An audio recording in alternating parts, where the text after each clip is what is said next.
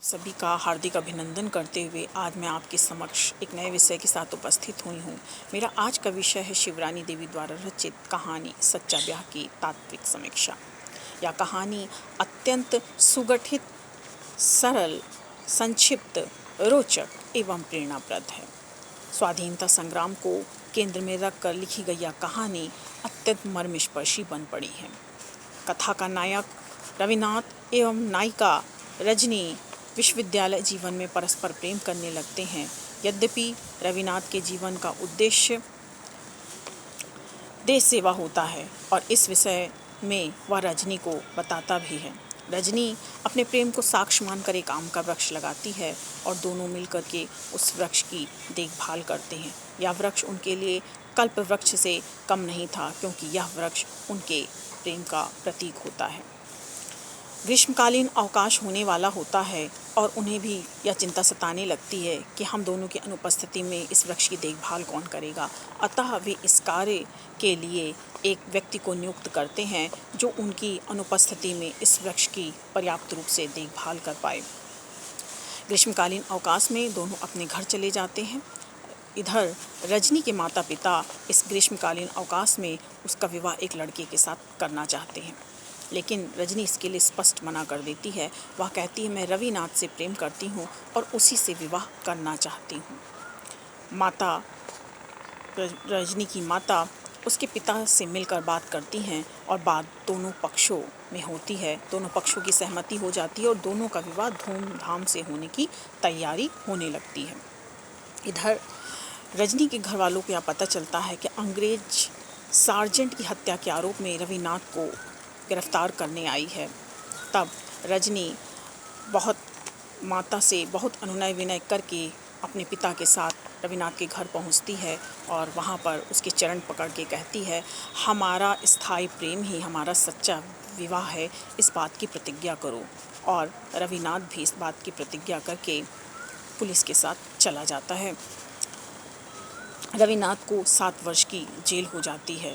इधर रजनी की माँ यह चाहती है कि रजनी एक अन्य लड़के से विवाह करके अपना शेष जीवन प्रसन्नतापूर्वक व्यतीत करे, लेकिन रजनी उसके लिए साफ मना कर देती है और वह देश सेवा के भाव से भरी हुई है। अतः वह हरिहरपुर गांव में चली जाती है और वहां पर महिला संघ की स्थापना करती है और महिला से संबंधित तमाम समस्याओं का निराकरण करते हुए वह अपना जीवन व्यतीत करती है। वह इस कार्य को करने में परम संतोष और आनंद का अनुभव करती है। इधर विनोद शंकर नामक एक युवक जो कि विश्वविद्यालय का होता है, रजनी को यह सूचना देता है कि अंग्रेजों ने चुपचाप रविनाथ को फांसी दे दी है। यह खबर सुन करके रजनी मूर्छित हो जाती है और रात भर रोते रोते कल्प वृक्ष के पास व्यतीत करती है।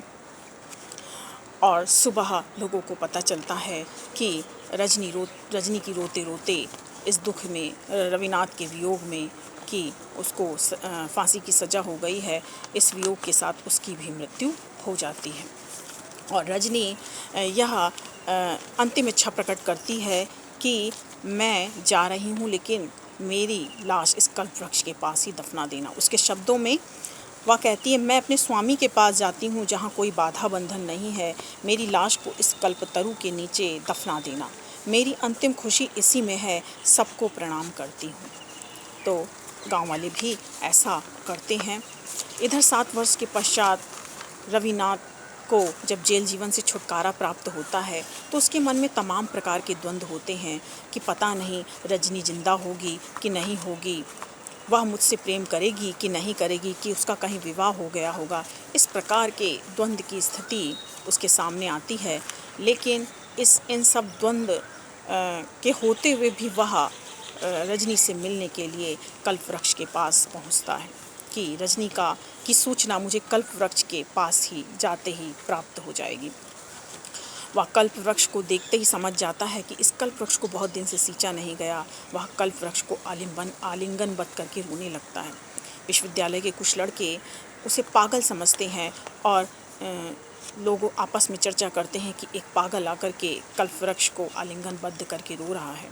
एक वृद्ध रविनाथ के पास पहुंचता है और उससे संपूर्ण कथा सुनाता है कि रजनी को किस प्रकार खबर प्राप्त होती है रविनाथ के मरने की और किस प्रकार वह अपने जीवन का परित्याग कर देती है। जब यह बात सुनता है रविनाथ तो अत्यंत दुखी होता है और वह भी शीघ्र रजनी के पास पहुंचना चाहता है। वह रात भर आलिंगनबद्ध होकर के कल्पतरु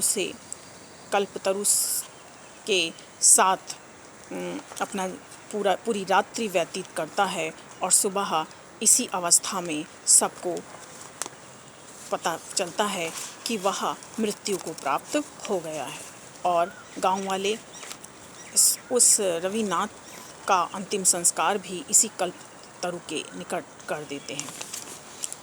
कहानी की कथा आपने देखी कितनी मर्मस्पर्शी है।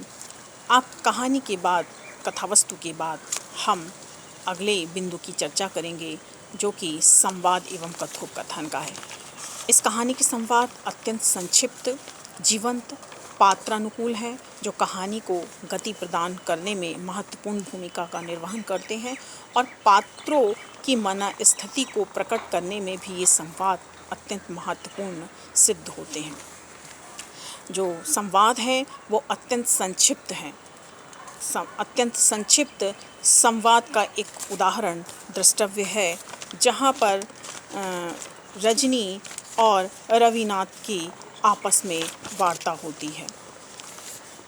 रविनाथ को जब जेल होने वाली होती है तो रजनी कहती है कि स्वामी यही मेरा ब्याह है, अब प्रतिज्ञा करो, स्थायी प्रेम करोगे ना। रविनाथ कहता है प्रतिज्ञा इसी जन्म के प्यार की नहीं बल्कि दूसरे जन्म की भी करता हूँ, यही असली ब्याह है। रजनी की माँ और रजनी का संवाद भी द्रष्टव्य है जो कि अत्यंत सरल संक्षिप्त है। रजनी की माँ कहती है बेटी क्या तू पागल हो गई है, जिसके साथ तेरा ब्याह नहीं हुआ तो उसी के नाम पर बैठकर अपना जीवन मिट्टी में मिलाना चाहती है। रजनी कहती है अम्मा तुम कैसी बातें करती हो, ब्याह क्या भांवरों की समझती हो, मैं उसको ब्याह नहीं समझती। ब्याह वही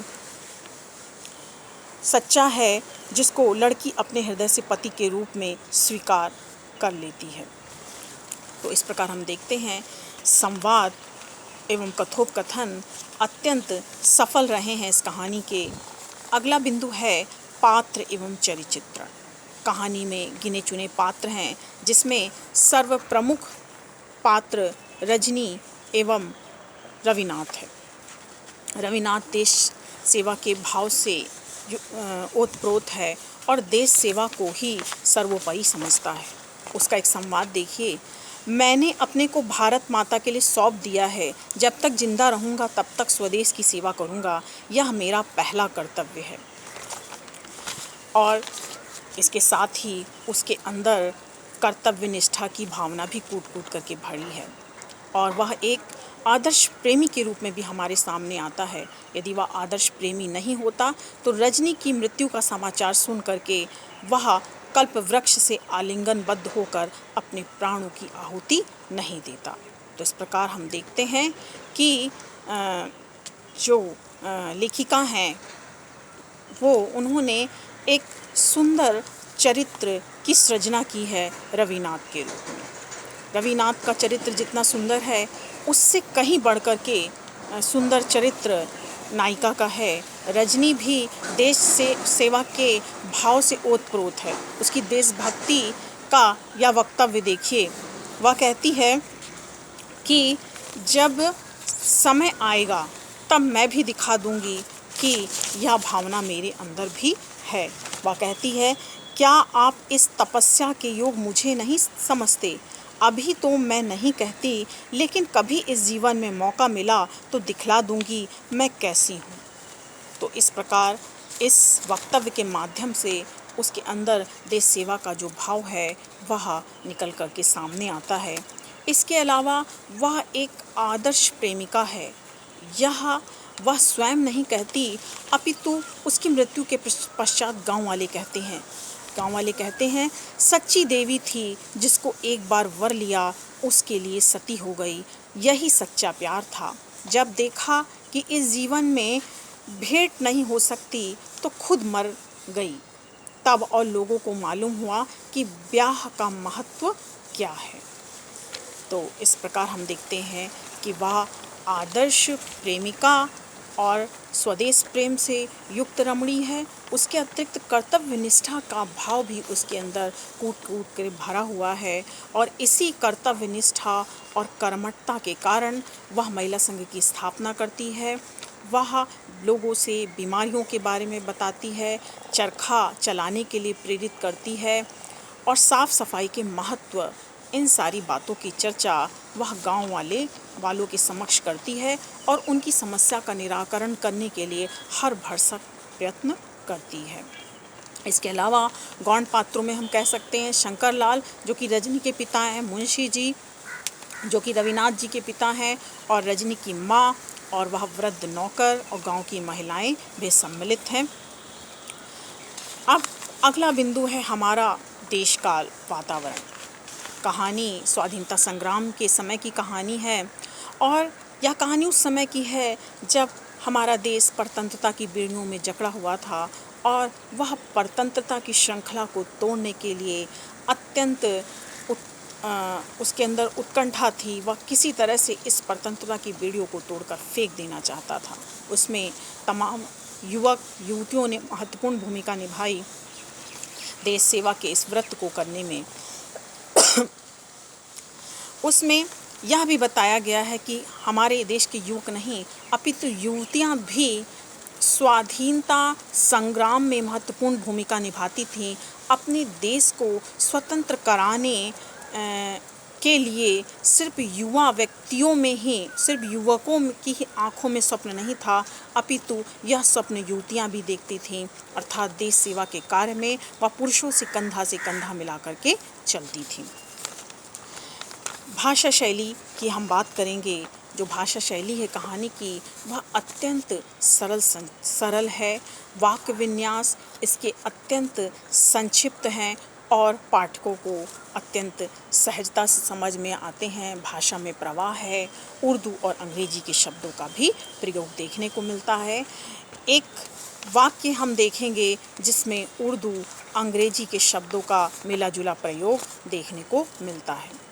हमारा एक मित्र खुफिया के दफ्तर में नौकर है, उसी से पता लगा है कि तुम्हारे नाम से वारंट जाएगा, क्योंकि अभी जो एक अंग्रेज सार्जेंट मारा गया है उसी संबंध में कॉलेज के कई लड़के पकड़े गए हैं। उसी में से एक लड़का कह रहा है कि उसमें रविनाथ बाबू भी थे, अब पुलिस वारंट लेकर घूम रही है। इस प्रकार वारंट जो शब्द है वो अंग्रेजी का है। दफ्तर, खुफिया, अरबी फारसी, उर्दू के शब्द हमें देखने को मिलते हैं जो कि इस कहानी की भाषा में चार चांद लगाते हैं। इसके अलावा अनेक मुहावरे भी देखने को मिलते हैं, जैसे दुख का पहाड़ टूटना, मातम छाना, उधेड़ बुन में लगना, ताजपोशी करना। इस प्रकार मुहावरेदार भाषा का भी प्रयोग देखने को मिलता है। गोया जैसे उर्दू शब्द का भी प्रयोग देखने को मिलता है जो कि अनेक स्थानों पर प्रयुक्त हुआ है। कहानी का उद्देश्य, लेखिका के कहानी का उद्देश्य बिल्कुल स्पष्ट है। स्वाधीनता आंदोलन में जो लोगों के मन में अपने देश के प्रति देश सेवा का भाव था उसको उद्घाटित करना, कर्तव्य निष्ठा के भाव को प्रकट करना, उच्च मानवीय मूल्यों की प्रतिष्ठा करना। तो इस प्रकार के जो भाव हैं वो कहानी के उद्देश्य बन गए हैं। रविनाथ और रजनी दोनों अपने व्यक्तिगत प्रेम को किस प्रकार अपने व्यक्तिगत प्रेम की बलि दे देते हैं अपने देश सेवा के लिए, अपने देश को स्वाधीन कराने के लिए किस प्रकार वे व्यक्तिगत सुख से परे उठ जाते हैं। तो इस प्रकार उन्होंने प्रेम की एक नई परिभाषा दी है कि आज के युग में स्वार्थ परकता से युक्त प्रेम करते हुए लोग दिख जाएंगे, लेकिन रजनी और रविनाथ जैसे प्रेमी और प्रेमिका विरले ही देखने को मिलते हैं। इस प्रकार उन्होंने जो प्रेम के प्रति जो समर्पण है, त्याग है, उस भावना को लेखिका ने अपने लेखनी के माध्यम से अत्यंत जीवंतता के साथ उद्घाटित किया है। तो इस प्रकार देश प्रेम के साथ साथ आदर्श प्रेम की प्रतिष्ठा करना भी लेखिका के जीवन का उद्देश्य रहा है। कहानी का शीर्षक अत्यंत सार्थक बन पड़ा है। कहानी का शीर्षक है सच्चा ब्याह। तो सच्चा ब्याह यह कहानी सच्चा ब्याह जो उसका नाम है वह अत्यंत सार्थक है। यह नायिका के वक्तव्य के माध्यम से भी प्रकट होता है। नायिका कहती है, मैं तो उसी ब्याह को ब्याह कहती हूँ जिसमें दो आत्माएं मिलकर एक हो जाती हैं। एक दिन पास में ना रहते हुए भी आत्माएं एक साथ रहें और दुनिया की सब विभूतियाँ उनके सामने फीकी पड़ जाए, वही तो ब्याह है। तो इस प्रकार नायिका के अनुसार साथ में ना रहते हुए भी जब दो व्यक्तियों की आत्माएं मिल जाती हैं तो वही सच्चा ब्याह होता है, क्योंकि ब्याह हमारे आत्मिक शारीरिक मिलन का नाम है। और इस प्रकार जब हमारा मन किसी से मिल जाता है तो वही हमारा सच्चा ब्याह है। यह जो शीर्षक है वह पूर्णतः सार्थक है। इसके अलावा जब रविनाथ पेड़ से आलिंगनबद्ध होता है और तब लोगों को बाद में जब वह मृत्यु को प्राप्त हो जाता है तब लोग उसके हाथ में गोदना देखते हैं, तब उन्हें पता चलता है कि ये रवि बाबू ही हैं। तब गाँव वालों के मुख से यही निकलता है कि यही सच्चा ब्याह है। तो इस प्रकार भी यह जो नामकरण है, शीर्षक है, वह अत्यंत सार्थक है। इसके अलावा रजनी और रविनाथ स्वाधीनता प्राप्ति में जो अपने नेत्रों में जो उन्होंने स्वप्न देखा है स्वाधीनता प्राप्ति का, उसमें उन्होंने अपने प्राणों की आहुति दे दी और यही समर्पण भाव और यही उच्च मूल्यों की प्रतिष्ठा ही सच्चा ब्याह है।